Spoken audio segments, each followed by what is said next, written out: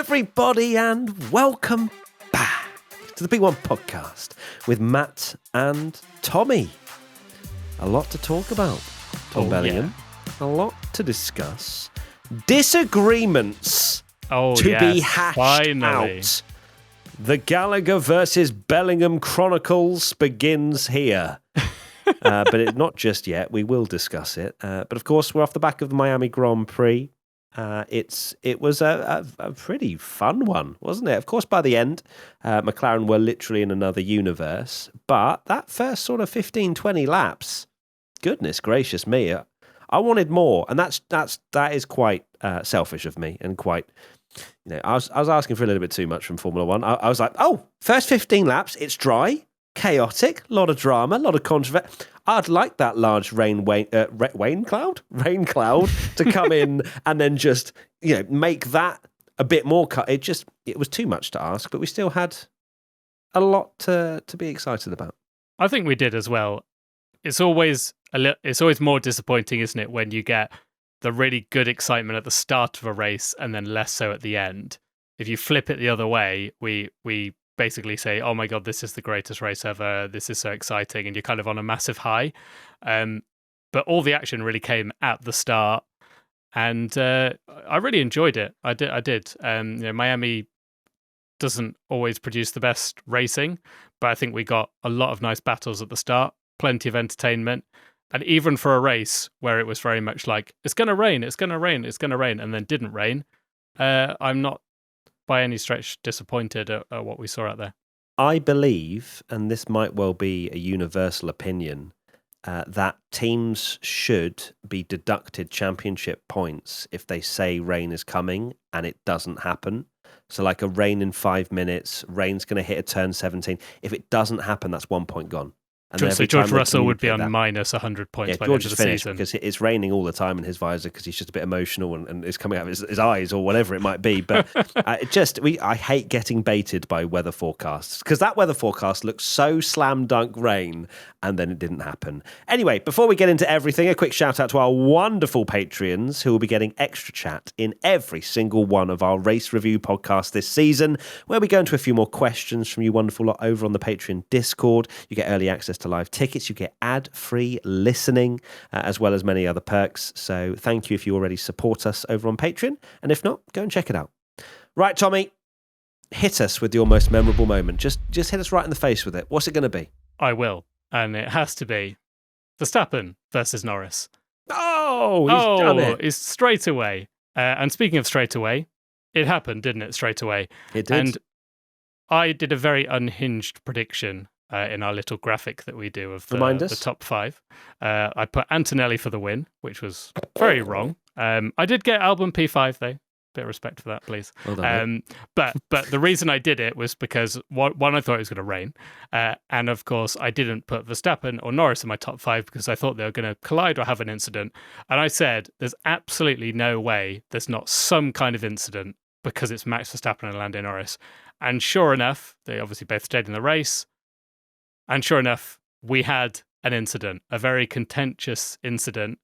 And like you said on the podcast, we rarely have such huge disagreements, but we saw a different side to it, essentially, in the incident, of course, the one being on lap 1, where Max and Lando went side by side into that corner. Lando believed he was pushed off, and they chose no further action in the end.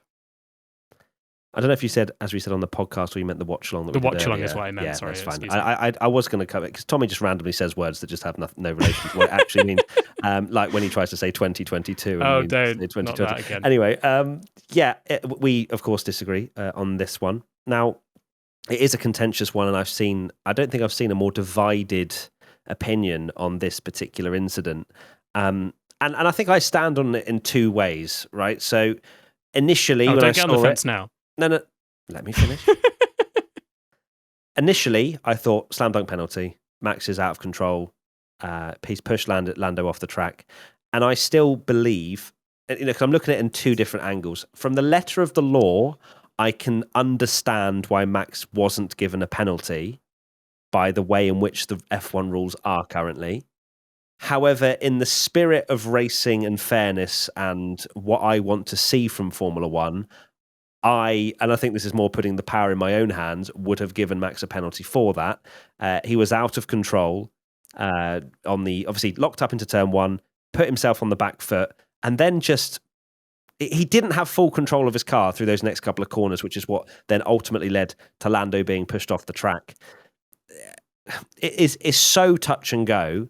I do understand both sides, but I think for me it was just such a shame, and obviously penalties aren't handed out or taken into consideration the outcome of whatever's happened. It's just where the cars were on track, nothing after. But it just felt like I just felt a bit sorry for Lando because he'd done everything he needed to do in those first couple of corners to get a good opportunity on Max. And because of Max's slight loss of car control, Lando's lost 4 or 5 positions. I didn't think it was a penalty at all. And I know I can hear everyone already typing out, well, of course you don't. You're a Max Verstappen fan. But, I can admit when Verstappen has done something wrong, aka the last race, that I thought he definitely deserved a penalty. Equally, kind of moments in Mexico and things like that. I don't like that side of Max's driving. For me, it's funny you mention about for the good of racing. I also think it's for the good of racing that he didn't get a penalty, because they otherwise, why can't we have drivers going side by side into corners?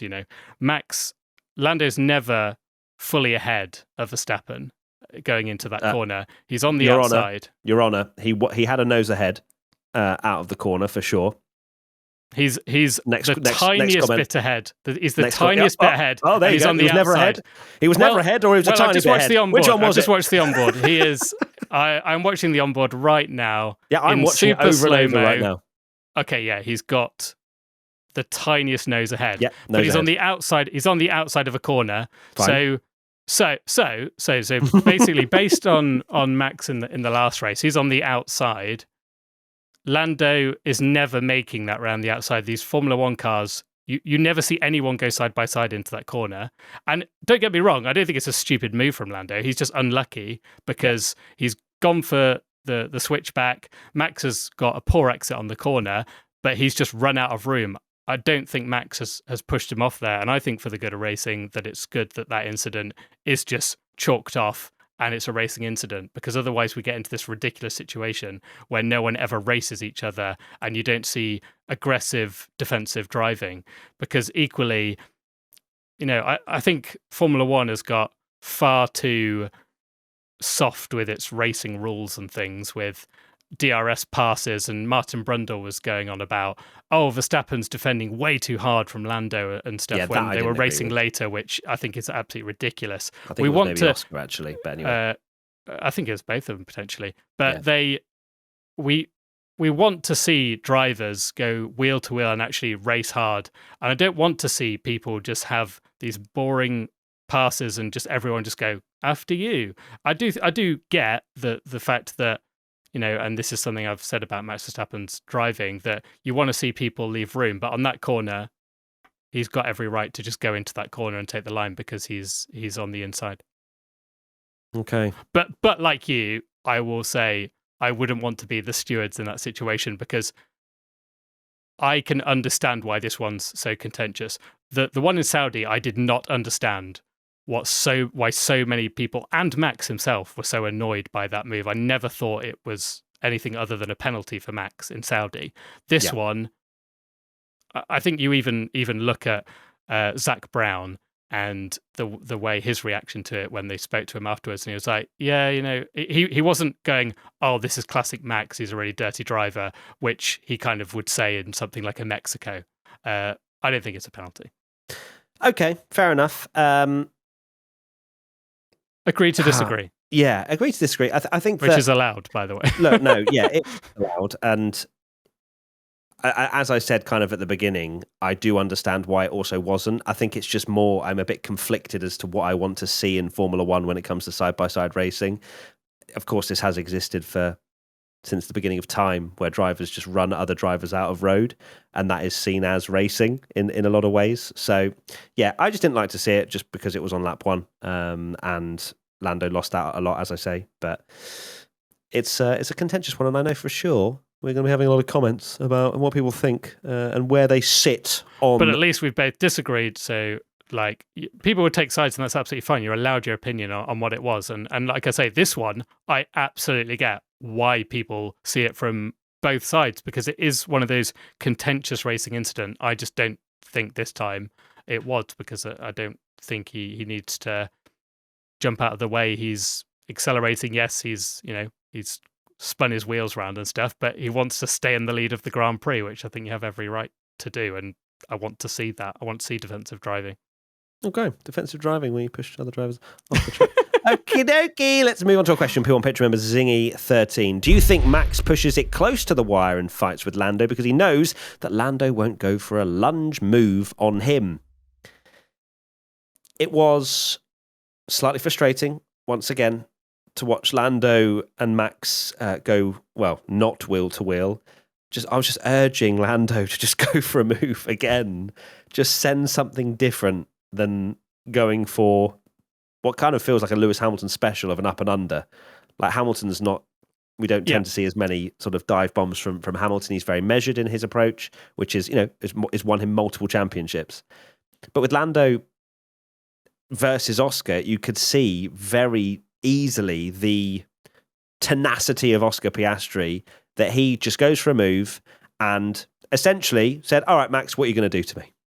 He literally just looked him right in the eyes and said, let's go wheel to wheel. Whereas Lando, he was more measured. Maybe he's thinking about the championship. I don't know. But it's what cost him 9 seconds in the race. It was the hesitation slightly to just go for an audacious move. I want to see that from Lando, because that's what's going to, in my opinion, turn him into a championship protagonist, a championship winner, potentially at the end of the season.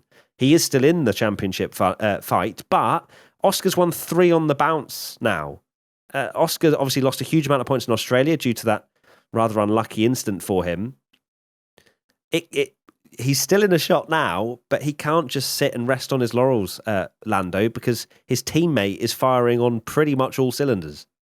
Yeah, Lando can't just know that he's got the best car and is very quick, and sometimes quicker than Oscar. He caught him up from that deficit. But again, it comes to Lando not being decisive enough. I said this before we even got to the incident where Lando was trying to pass Max, but the incident that we've just been discussing about, was it or was it not a penalty? I think I said on the watch along, how many times have we had an incident between Verstappen and Norris never comes out kind of on top, even if it's Max pushing him off? Whereas the last race, you go to Saudi, and Verstappen tried his tactics there, but Oscar, did the right thing. Max got a penalty. And then when we get to the bit where the McLarens are coming through the pack, Oscar, pretty much straight away, I think it was, I believe, just gets it done.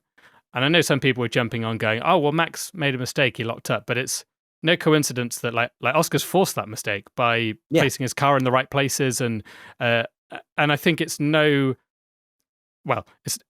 surprise it was, we saw Oscar being much more forceful than Lando. It was a surprise just how long it took Lando again, because it just went on and on and on. And I feel like we've said this, and I've said this many times on the podcast before, that we're going back to so many races where I'm watching Lando behind Max Verstappen going, how has Lando not got past? I think you could quote that from Austria, and I know that was a controversial one, and it happened in an incident again. But he should have easily got past. And even when he did finally get past, he went off the track and he's not putting his car in the right place. And he really needs to get this kind of monkey off his back with racing Verstappen and actually coming out on top, because there has been so many incidents now, and Lando has never been the one that's just gone, stick it on him. Because the move he did, and I've said this before, he needs to get his elbows out. And he did with Max at that one move where he did kind of push him wide, but he didn't stay on the track. And it's painful to watch, because he's a really quick driver, but he just can't seem to get past him. And maybe he gets in his own head about it or something, but he just needs to be so much more decisive. Let's not also, we need to point out the fact that Max Verstappen, albeit does sometimes go over the limits of the rules, he is the best defender on the grid, and he will do everything he possibly can to keep you at bay within the rules, and sometimes slightly pushing the line. The defense of him, we've argued about the one at turn 1, but the defense of Lando when they were battling to later in the race, Max was absolutely superb there. The way him placing his car at every moment, basically. Exactly. And sadly, as we said, Lando's hesitation to get through cost him a lot of seconds. And at the end of the day, he was quicker in that last stint, but had far too much to claw back. And I guess Lando is wondering, what if, sadly, once again, at the end of this Miami Grand Prix weekend. Next question, people on Patreon member Alan Enderpay. Will Norris's lack of aggression be his downfall on a possible championship? It is hard because you look at races individually. Like today, we're going, yes, absolutely. But in the future, Lando might go for a move, ends up in the side of Verstappen, and scores 0 points. And we're sat there going, put 25 on him. Yeah. He's too aggressive. He's lost 3 races worth of finishing second behind Oscar, if you count it that way. So at this stage, we can't really jump to conclusions because we are not even a quarter of the way. Are we a quarter of the way? Yeah, I think we're a quarter of the way through the season now. There are so many races to go. I do still think it's better for him to have taken a slightly more aggressive style and stance against Max in particular, but he's still within a race win. I still believe he's got a little bit more innate raw pace. We saw that in this stint. Not that Oscar probably was pushing all too hard, knowing the race win was pretty much signed, sealed, delivered. But he is in the championship hunt. But as I say, you can't just keep finishing second to Oscar. You're behind in the championship now. It could so easily, go the other way, like you say, if there was a collision. You look back to kind of Lewis Hamilton, and you're just talking about then how you never see Lewis Hamilton go for an absolute dive bomb. When he's winning championships, you go, well, Lewis, it's genius from him because he's thinking about a whole championship. So calm, he's lost a championship, early in his career when he's kind of been a bit too aggressive and think about marathon, not sprint, and all that kind of stuff. But someone just say marathon. That was good. But the fact that that Hamilton does those kind of a bit more sensible with it. When he wins the championship, it looks great. But then, say we get to the end of the championship and Lando is a race win behind, or Lando doesn't do this, we will look back at these moments and go, oh my God, why did you take 9 laps to pass Max Verstappen, or however many it was? May have been less. It felt like a lot. It's kind of that balance. And we said, and this is kind of going more on Oscar Piastri at the moment, that at the back end of last season, Oscar Piastri, his racecraft has been insane. The move he did around the outside of Lando at Monza, whether it was the right thing to do for McLaren's championship, you can't deny it was an insane and brilliant overtake and ballsy. And we said if you had the combination of Oscar's aggression and his great wheel-to-wheel and his kind of mental strength, but give him the pace of Lando, Oscar's going to be unbelievable. And now Oscar's got that pace as well, which is I think is exposing kind of Norris's flaws a bit more. He's still a fantastic driver, Norris, but I think that's the key thing here, is that Lando can't just hope to be finishing second all the time, because Piastri's got 3 on the bounce now. Certainly does. P1 Patreon member OK Wafer 523. Is Oscar the champion? Should we just crown him now? He looks dominant every weekend. Oh dear. No, we all know what can happen in a championship. Hark back to Hamilton versus Rosberg, where Rosberg clinched it with a couple of DNFs and things to throw in the mix. It can change a championship and turn it on its head in one weekend. we could go to Imola. Oscar has a stinker, has a reliability issue, whatever it might be. Lando wins, and he's then the championship leader. It can change so quickly. And we also see that the Mercedes, the Red Bull, maybe once Ferrari, have actually been in the mix for winning races as well. So there's plenty of twists, I believe, still left in this championship. However, as you said, Tommy, Oscar has taken another step up into his third season. This man is not the finished package yet, and he's won 3 on the bounce. It's like he's playing the Formula One game. He does not care. Doesn't seem that like he feels nerves, and he is just delivering at a level that is highly impressive. He started 4th today, and he was just like, you know what, I'm going to keep this record going that you haven't won from the front row of the grid in Miami, and he's done that. Starting 4th behind Lando. Lando gets caught up in the whole Max incident. Oscar keeps his head, and once again we're talking about him winning again. I would disagree with the he looks dominant every weekend. He's not dominant. He's just delivering at a really high level where just small mistakes have crept in with his competitors, or perhaps just lack of performance if we're talking about Max. Yeah, he's not dominating in the same way that Max Verstappen, Lewis Hamilton, Sebastian Vettel has done, where they get pole, they win the race by a mile, and you never feels like the winner's ever in doubt. At the end of the day, he did qualify 4th. But it's not to take away from how unbelievably impressive he's been. He would have won the sprint as well without that bit of fortune from the safety car for Lando. So you'd be looking at kind of 4 races on the bounce. Australia is where he's lost most of his points. Japan is one of those races where, it all came down to qualifying and he was incredibly close again. But he's just been driving so well. It's so impressive what he's doing. There's been a lot of talk and questions of like, is it too much pressure on these young drivers and certain drivers going for a championship, and how difficult it is? We're yet to see, because it is early days, 6 races out of 24, like you say, only a quarter of the way through. Can he keep that consistency? But he does not seem fazed one bit about potentially being in the run and the favourite for the World Championship. There's a huge pressure on your shoulders, and he does not look like he will crack at all at this stage. Obviously, it's very early, but at this stage right now, he just looks ice cold about the whole thing. It's crazy. I'm starting to believe that F1 is just a side quest for Oscar. He doesn't actually care that much about it. Like, he seems unfazed. He's winning. It's a good way to be, though, isn't it? Yeah, he's chill. Whereas, we've questioned the kind of mental side of the sport, and Lando in his interview kind of made a little dig again, didn't he? About like, oh, people moan at me when I do this. People moan at me when I do that. Please, Lando, just stop caring what people on Twitter think. Is what he kind of needs to do. It's healthier for everybody if you do that. I promise indeed.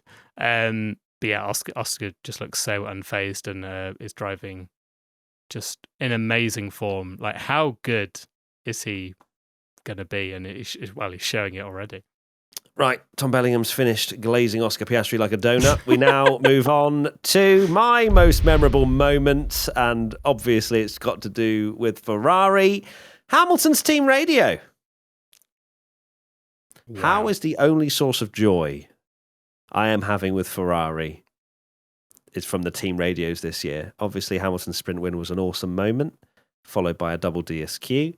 But we've had some great, Charles Leclerc must be the water, yada, yada, yada, a lot of memes. Today was Lewis Hamilton's day, but not for the way that he would have wanted, by having the sassiest, most witty team radios I've ever heard, to be honest with you. We genuinely burst out loud laughing, didn't we, Tommy? Yeah. Because just... I couldn't believe it was good. Hamilton. It was just... The final one that he said... I'm just getting the quote up here. Sainz 1.4 behind, he was told. And he went, "You want me to let him past as well?" Just that one was absolutely brilliant. Just 10 out of 10, chef's kiss. The way that he delivered that was beautiful. But that was obviously after all of the other discussions that had gone on. He's on the fresher mediums behind Charles on hard tyres. obviously you make the switch. They're 7th and 8th. There's no issues. Ferrari, dilly-dally for 3 laps, as they always do when it comes to strategic decisions. And then by that time, Hamilton's cooked his tyres a little bit, doesn't manage to clear Charles. And then the awkward swap positions comes on the radio again to Hamilton, who obviously probably didn't enjoy that either. But at that point, his tyres had gone and he didn't have the freshness that he wanted to utilise. It was such a hilarious moment from Hamilton, obviously at their expense. It wasn't a joyous laughter. It was laughing at the pain of the situation, how ridiculous it was, of course, that they are literally fighting the guy that got demoted from Ferrari to make way for Hamilton in a Williams that finished 9th in the constructors last season, and that's who they're fighting at the moment. And yeah, we've seen Charles Leclerc have these moments at the start of his Ferrari career. We question that, too much of a nice guy. He needs to kind of bite back. And we're seeing that more of Charles now, where he's said these things like, add that to the words of wisdom, and he's shouted back at Ferrari a few times. But this is Hamilton's 6th race with Ferrari, and he's already losing his beep over it and just can't take it anymore and is kind of being sassy back. And I know they had this kind of, they had it in Australia, didn't they, where they had a field day playing all his radio and going, oh, this is, it's a big thing, and he kind of dismissed it. But it is a thing, because he had that amazing relationship with Mercedes and Bono, and they were just so in sync with everything. This is the opposite, where Hamilton's going, what are you guys doing? Hurry up, make the decision. Taking far too long, and then just getting sassy with them. It's just a ridiculous place for Ferrari to be, isn't it? It's ridiculous. Hamilton did have some good fun before the race started, as I've just literally seen pop up on my feed. Hamilton posting the video of his POV of the drivers' parade with the Lego cars. Oh my God, the drivers' parade. And just seeing the Alpine's front wing disintegrate from his POV. It's just absolutely amazing. So I feel like that does definitely need a shout out as well. Big up to Lego. 40,000, was it 40,000 or 400,000 people? I can't remember. I think it was 400,000 pieces 400,000 pieces per car. So it was 4 million pieces on the track. And actually made them work. And that was the best drivers' parade I've ever seen. But Hamilton definitely had the most fun, I think, doing that. And not so much. They all had the most fun. I've never seen the 20 Formula One drivers all just beaming with laughter and smiling and just having the best time ever. That's just awesome. They are just big kids. And we mentioned about, dirty air. I put this on my Twitter. I mentioned about dirty air, wheel to wheel, cars are too wide, cars are too fast. We had the best wheel to wheel racing in Formula One that we've seen in years. You had 4 wide down the straight, neck and neck. This is what we need. Formula One needs to be 20 kph Lego cars, and Formula One is fixed. Done. There's no dirty air at that speed, I can tell you that for free.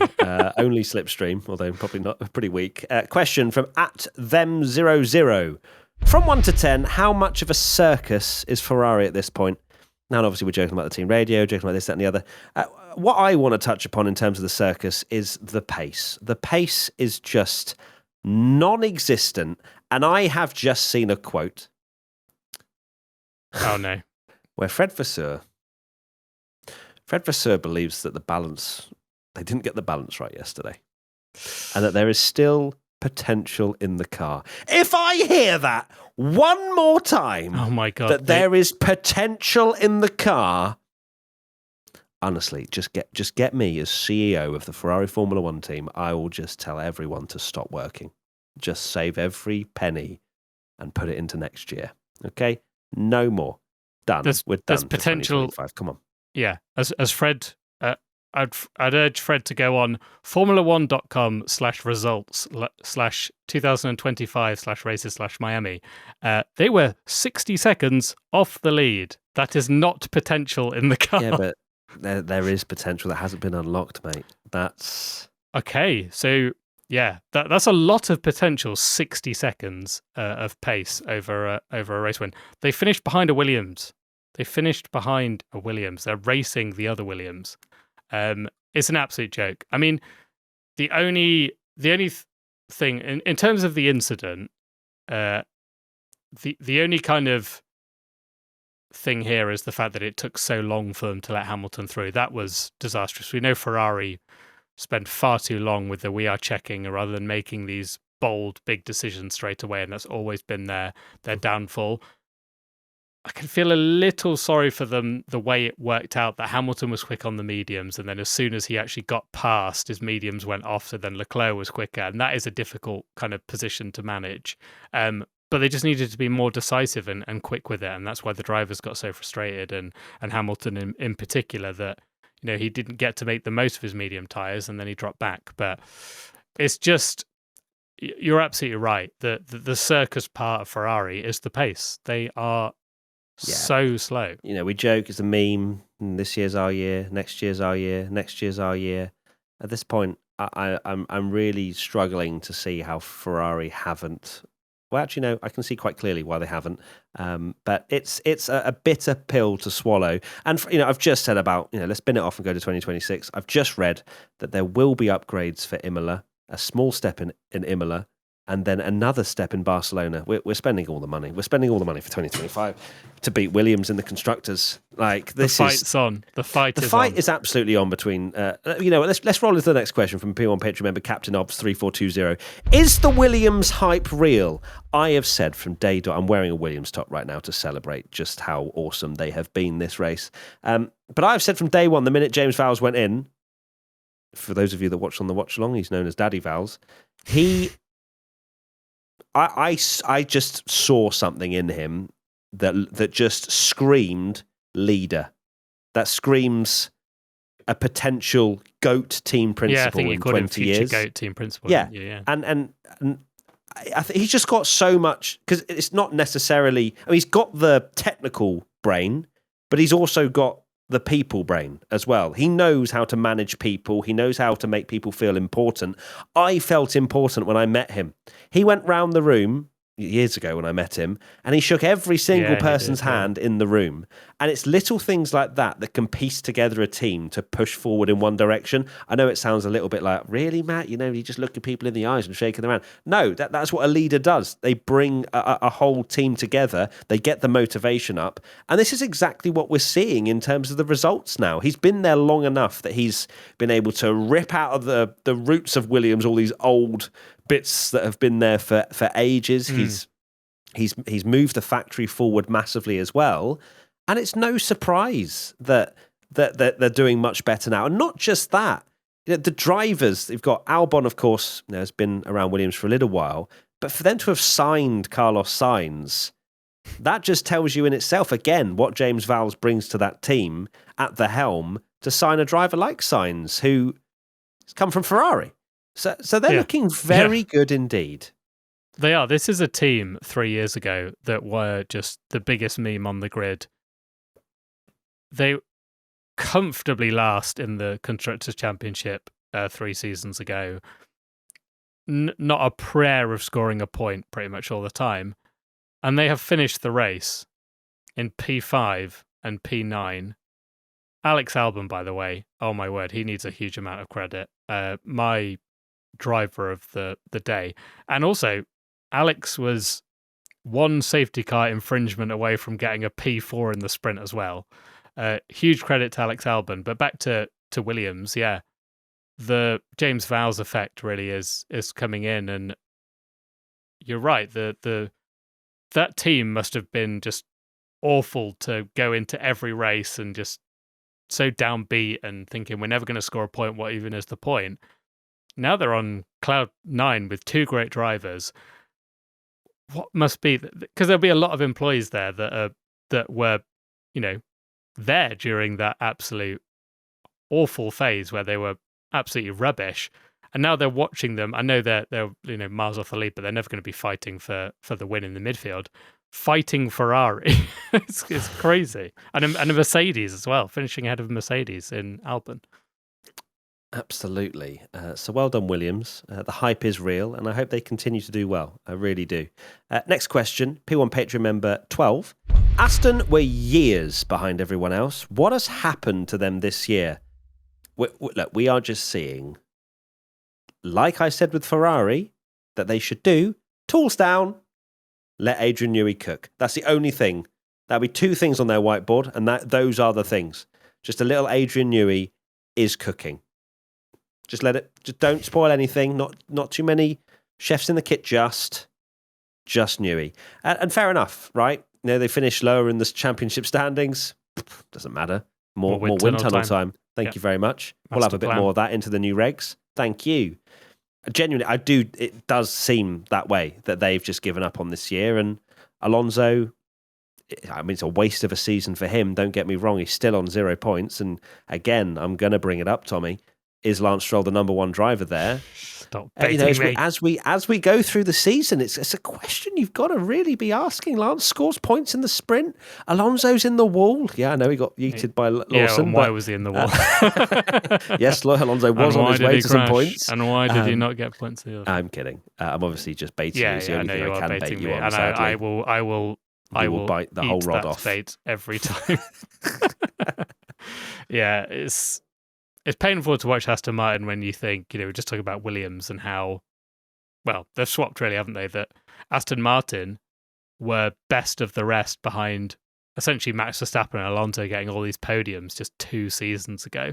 And now they have plummeted to pretty much look like they are racing the green wheelie bins in Sauber at the back. No, they are snotty wheelie bins. They are the green wheelie bins as well now. There's 4 green wheelie bins. Wow. In we Sauber and the Aston snotty Martin. Green wheelie bins. The snotty ones and the sneeze bins and then the dark green wheelie bin, the recycle bins.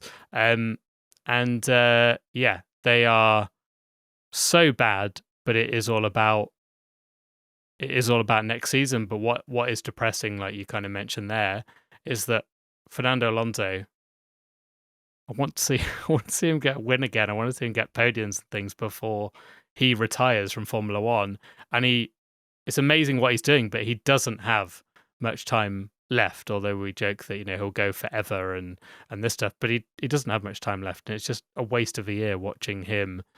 Who, we know he's got the talent, and he showed that in 2023 in particular. And even though obviously he's getting roasting now, and I know we said that you were baiting me and stuff, yeah, of course, whatever. But it's not because he's been terrible. He's been incredibly unlucky, and Stroll's had those good chaotic races where he picks up points. But yeah, it's a shame to see Aston Martin. But I mean, I absolutely called it in the predictions that they would be useless, and the 50-point prediction is looking very much on at the moment, particularly if they're going to even give it up even more. Yeah, but Tommy, mathematically speaking, they are on. It's going to be close. If they can get 13 points or so over the next 3 quarters of the season, mate, it is looking like it's going to go down to the wire. I will be cheering on for Lance Stroll P8 in Abu Dhabi if they need 4 points. I can tell you that. You just know, don't you, that it'll be 50 Lance points just exactly. does a miraculous drive to get 50 points on the board. I will knee slide across my room if that happens, just so that your prediction doesn't come true. Next question, and it's more of a statement, but we'll put it in. P1 Patreon member Waffles Risa. Good TV direction. Honestly, I bow down to the TV direction of this race. Apart from one point where I know exactly what you're going to say. The transition. The F1 transition. What was the overtake that was about to happen? So they did it right, actually, where I think it was maybe one of the McLarens overtaking maybe Antonelli, I think it was, and then they realised that Verstappen and Oscar were going to go side by side, so they went for the mini box, but then they obviously realised, this is a move for the lead, so we need to go to the main feed. But then, of course, they have their swizzy fancy graphics, which lingered for a couple of seconds.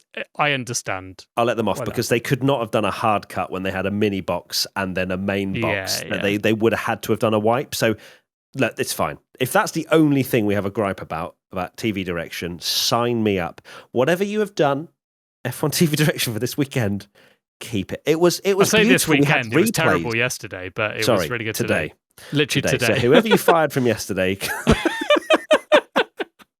But no, in all seriousness, I loved the fact there were replays and then mini boxes. We had just everything felt correctly selected. Like they just went, let's get a wheel knowledge higher, just real quick. Anybody got some wheel knowledge? Come in. Right. So where do we move to?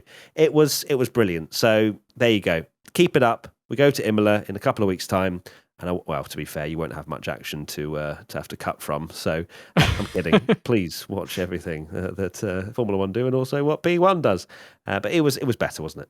Oh, it was a lot better. We were very impressed, and we've roasted TV direction a lot. So when it's good, we need to give them credit, and hopefully it lasts throughout the season. The only slight gripe and a weird one was the timing tower again, which isn't TV direction. This is the timing. Slightly had a bit of a meltdown again. We weren't seeing the tyres throughout, which was a bit confusing because I hadn't clocked that George was on the hard tyres at the start of the race. And, it shows how important it is to have that kind of data to see. I'm surprised, considering we're talking about George, who did a miraculous drive to finish third, considering he didn't have pace the whole weekend. Of course, got slightly lucky with the virtual safety car. Surprised you haven't mentioned that Kimi Antonelli nearly took the lead at the start. I thought you would have maybe just been singing from the hilltops, because it felt as though like Kimi got into second, but everything started, and then it just felt like he just started shaking for a couple of laps. It was like, that was crazy, wasn't it? Yeah, he was just so, very much Antonelli and the way that he kind of drives, like super aggressive. And I think even commentary said like Antonelli just needs to settle down a little bit. Just in through the nose, out through the mouth. Exactly, because he was kind of all over the place at the start. He was defending a lot of fresh air, but yeah, it's a shame for Antonelli because he dropped back from Russell. He did get screwed over by the VSC a bit compared to his teammate. Even as an Antonelli fan, I can admit that George did look quicker during the race. That probably comes with the experience of the tyres and looking after the tyres. Antonelli this weekend has shown that he is absolutely rapid. Flopped it. Wait, what? That he is absolutely rapid. That once he gets, I'm not, a little bit like Oscar Piastri actually. That kind of when he first started, he looked mega, mega quick, but he could not for the life of him look after his tyres. And I think that is probably one of the biggest things that these rookies have to deal with. And it looks kind of very similar, and he will learn that. He's only 18. He's only going to get better. And it's still an impressive performance from Kimi Antonelli. Yeah, the understanding of the Pirelli tyres is a difficult job. It's so different to Formula 2, isn't it? So that's such a big step. Considering we're still talking about lap one, before we get into predictions, I feel like it's obviously worth mentioning the Lawson-Doohan incident as well, where, of course, Doohan sticks a nose in.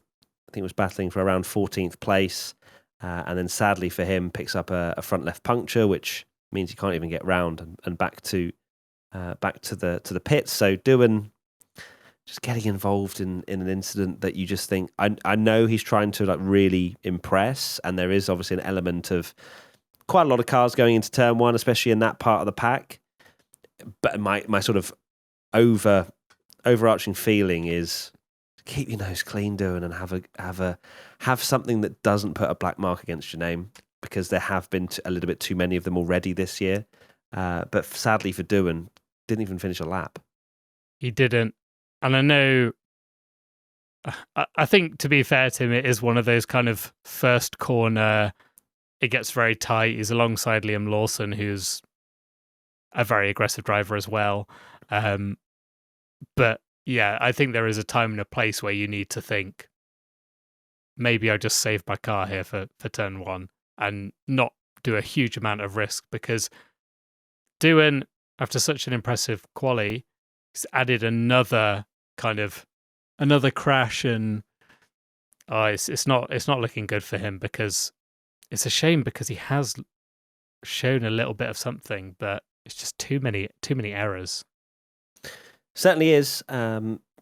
Did show some, again, there's like small windows of promise, and I think if he didn't have the whole Colapinto thing over him, you'd think, you'd go, okay, he's out-qualified Gasly, let's give him more time. Hopefully by the end of the season he'll be up to speed, but we don't feel as though that's actually an option for him. Fingers crossed he still gets a few more races for Jack Doohan, but we'll wait and see on that one. Okay, let's go. if we have to the predictions. Currently, it's 13-11 to Tom Bellingham. Let's go to a good surprise, where I have gone for Lando Norris. It was pretty surprisingly good, the sprint there, wasn't it? Won the sprint in the pits and then finished behind his teammate. No, you can't have it for that. I know. A first and a second, and I don't I did see, to be fair to you, a lot of people were like, you can't have Lando Norris for a good surprise because he's in the best car. But if you'd have won everything, of course it had been a good surprise. Like, you can't I can't had him count down out to those clean drivers. sweep the weekend. Yeah. So and if he'd have won the race, you'd have got it because he'd won the sprint. And Oscar was off the back of 2 wins on the trot going into Miami. Exactly. If he wins the race and wins the sprint, that is a good surprise. So, yeah. Speaking of good surprise, Antonelli, and I'm taking it. So bottled it in the sprint. Bottled it? What do you mean bottled it? He got crashed into by Verstappen. I have never seen. I have never seen a bite like it until today. Wow, goodness gracious me! He nearly swallowed his microphone. Tom Bellingham. No, I'm taking that. That's the point. Yeah, no, you do. Yeah, for sure. I will allow it. I've never seen so many people, from what is essentially it's the statement pole position, isn't it? And he's not had the best of luck in the 2 races, but the definition of a surprise, I think this is the weekend where people have gone, oh wow, Antonelli's good. I will allow it because if he hadn't got sprint pole, I might have argued it. But I think fair. Pole. Okay, a big flop. I went for Antonelli point. So he was on pole for the sprint. Didn't win the race or even get close, and then finished 15 seconds behind his teammate after starting ahead of him. So I think it's a point for both. I don't think it is, but it is hilarious, isn't it? How it's happened again. Your flop. We posted a cheeky little edit of it where it's kind of you going Lewis Hamilton, and then we're like Lewis Hamilton wins, and it's like Max Verstappen pole, and then Antonelli happened again. Crazy. Oh, I literally was like, okay, I'm just going to stop going for the big dogs. I'll go for a rookie, Antonelli, and he gets sprint pole. It's an absolute joke. No points for me. I went for Red Bull, and I thought they were going to be terrible, but Max put it on pole.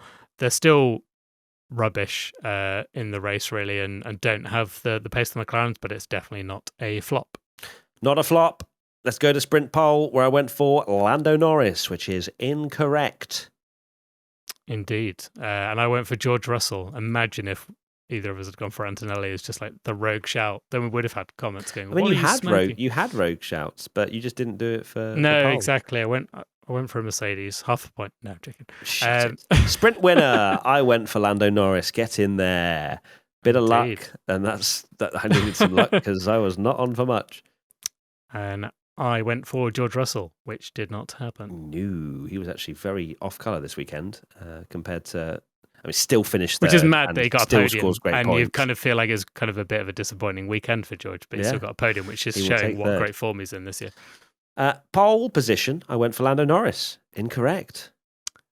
And I went for Oscar Piastri, as if we also incorrect. Went for 2 McLarens and neither of us got it right. We did. And our top 3 in third position. I went for Charles Leclerc. That went well. That went really well, didn't it? That went so well. I went for George Russell, which was correct. Oh, you... You thought I hadn't scored anything then, didn't you? In second, I went for Oscar Piastri, and that was a no. And I went for Antonelli. And no. And then first place, I went for, because I was forced to change it, Max Verstappen, and I thought, wow, when he got pole, if that had happened, but no, sadly not. And I went for Lando Norris, which was wrong. We go to one crazy prediction where I said, and got through the net pretty beautifully, McLaren not on pole, which, theoretically, it is the fastest car on the grid. It's closer in qualifying. It's not like an absolute rule break, this one, but you allowed it, and I got a point. I'm actually going to say something here. And I'm annoyed at myself, and you deserve a point because I'm an idiot. And I can't believe I deserve a point for the manipulation. That's gone on here no, you deserve a point because how did I not know my own favourite driver got 2 poles, and then I could have got, because I just was like, oh yeah, one pole, and then I was kind of on the fly thinking about it. And I think if we'd have actually gone through it and gone, is that really a crazy prediction? Because it's been 50-50. But I was stupid and allowed it. It's so not as if I've got to take my pain. Yeah, Lando was one corner away from getting pole at the literal last corner where he rode the curb too hard. So yes, it was close, but I get a point. And my one crazy prediction was Verstappen finishes 7th or lower in the race. And it happened in the sprint race. Yeah, well, that's not true. Get 0 points. That is... Is it crazy, exactly what you meant. I know, and what's so annoying, that is peak me, though, because if that had happened in the main race, because we said, didn't he, that he'd not finished a race of any form outside the top 7 since 2020, and I think it was the first time he's ever finished a race in any form outside... where he's been outside the points since 2016, I think it was or something. Insane, but I am an idiot and specified in the race. Wow, that is madness. That is a serious crazy prediction, and it didn't come in. Our Patreon prediction. So I went for no teams outside the top 4 teams score points in the sprint, and that did not happen because Tsunoda got knocked out in Q1. Indeed. Fun. And I went for Larone's rookie podiums in either the sprint or the race, and how did I was that not robbed come true? by a Red Bull traffic light. You had 2 opportunities, and both I can't of them believe failed. it. And Antonelli was so good this weekend as well. I can't believe it didn't happen.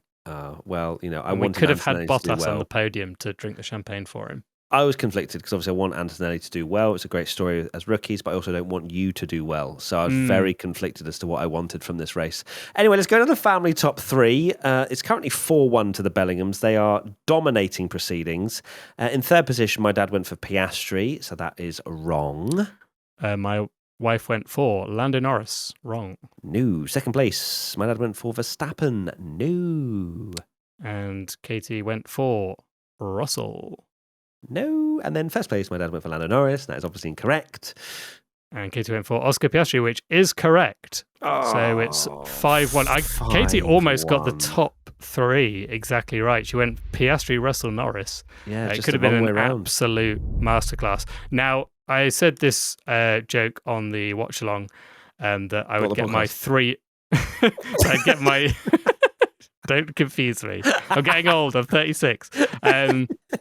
That I'd get my 3-year-old daughter to do the next family top 3 to make it close because the Bellingham's running away with it. And I'm actually going to print out a sheet for her and get to point 3. That names. Is going to be absolute gold in the next predictions episode. I will do it for the good of the championship. You're welcome. She's going to imagine she gets all 3 right. Imagine the scenes.